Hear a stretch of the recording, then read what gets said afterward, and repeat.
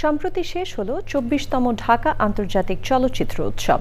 এই উৎসবে বাংলাদেশ প্যানোরামা মেধা শাখায় নির্বাচিত ১১টি স্বল্পদৈর্ঘ্য চলচ্চিত্র প্রদর্শন করা হবে চ্যানেল আই এর ওটিটি প্ল্যাটফর্ম আই স্ক্রিনে। ৯ দিনের উৎসবের মিডিয়া পার্টনার ছিল চ্যানেল আই। সুলতানা হিমুর রিপোর্ট। ২৪তম ঢাকা আন্তর্জাতিক চলচ্চিত্র উৎসবে বাংলাদেশ প্যানোরামার মেধা বিভাগে প্রদর্শন করা হয় ১১টি স্বল্পদৈর্ঘ্য চলচ্চিত্র। দর্শক ও জুরি বোর্ডের কাছে যে সিনেমাগুলো পেয়েছে প্রশংসা। উৎসবে নির্বাচিত এই ১১টি শর্ট ফিল্ম আসছে বিনোদনের স্মার্ট দুনিয়া ওটিটি প্ল্যাটফর্ম আই স্ক্রিনে। এবারের উৎসবে ফিপ্রেসি জুরি অ্যাওয়ার্ড বাংলাদেশের শর্ট ফিল্ম শাখায় পুরস্কার জিতেছে তানহা তাবাসসুমের হোয়াট ইফ।